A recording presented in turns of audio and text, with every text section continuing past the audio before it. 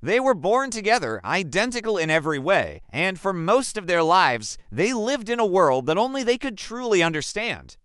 June and Jennifer Gibbons entered this world on April 11, 1963, in Barbados, before their family made the big move to Haverfordwest, Wales. To the outside world, they were just quiet little girls, the daughters of Caribbean immigrants trying to carve out a new life in a small, rural town. But to those who crossed paths with them, classmates, teachers, even doctors, the twins felt different. It wasn't just their silence that set them apart.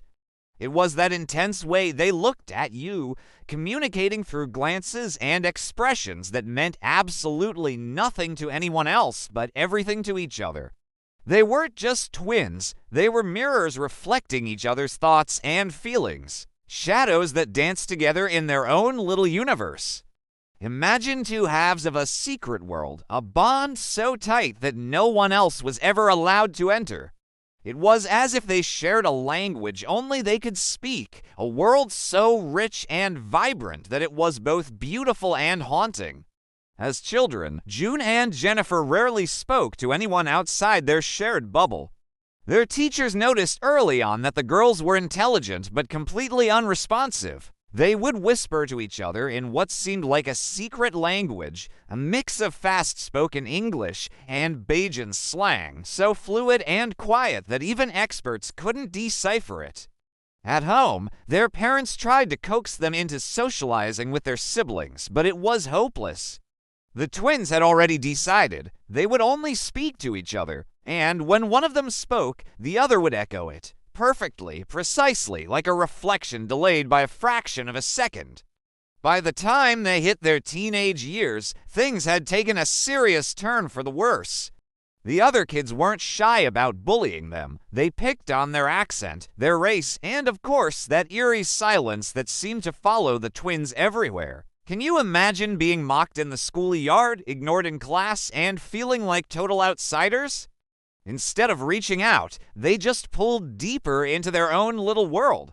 They started locking themselves in their bedroom for hours, whispering secrets and crafting wild stories together. They'd act out scenes with their dolls, transforming their room into a stage for their imaginations. Eventually, they began writing long novels that were dark and twisted, filled with crime, lust, and revenge. It was like all that bottled-up emotion they couldn't express in the real world just exploded onto the pages. You could really feel their pain and creativity spilling out through their words, right? By 17, they had stopped communicating with their family almost entirely. Their parents would slide food under the door, and they'd emerge only at night to whisper to each other in the shadows. They recorded hours of audio tapes together, laughing, arguing, confessing jealousy, love, and fear. Those tapes revealed something deeper. Jennifer, the stronger twin, seemed to control June. She could manipulate her moods, her actions, even her will. June would later write in her diary that Jennifer was the dark shadow in my life, stealing my thoughts, my soul, my freedom. Still, June couldn't live without her. Doctors tried to separate the twins, hoping the physical distance would break the bond and help them lead independent lives. The result, both nearly shut down completely. When one was sent to a boarding school without the other, she stopped eating and speaking altogether. The other did the same. The experiment had to be abandoned. As they grew older, their inner world began to decay. The fantasy worlds they wrote about bled into reality. They started committing petty crimes, vandalism, theft, and eventually arson. One night, they set fire to a tractor dealership. Flames roared through the quiet Welsh countryside as the twins stood side by side, watching it burn with emotionless faces. They were caught, of course, and in 1981, at just 18 years old, they were sentenced to Broadmoor Hospital, one of Britain's most notorious high-security psychiatric institutions. They were young women surrounded by murderers and the criminally insane. But the real terror wasn't the hospital, it was what began to happen between them. Inside Broadmoor, June and Jennifer's relationship turned toxic. They would take turns refusing to eat, sleep, or move, almost as if one could not exist without the other's permission. Their journals, later found by psychologists, revealed chilling confessions. June wrote, "She wants us to be one, but I want to be free from her. I'm scared of her shadow." Jennifer wrote, "I am destined to die so June can live." We have decided. Those words would come true in the most haunting way imaginable. After more than a decade in Broadmoor, doctors finally arranged to transfer the twins to a lower security clinic. They seemed calm, cooperative, almost hopeful.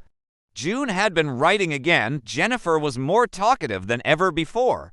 But during the car ride to their new facility, Jennifer quietly leaned her head on June's shoulder and whispered, "At long last, we're free." When they arrived, Jennifer was dead. No one could explain how or why. She had no signs of struggle, no drugs or poison in her system.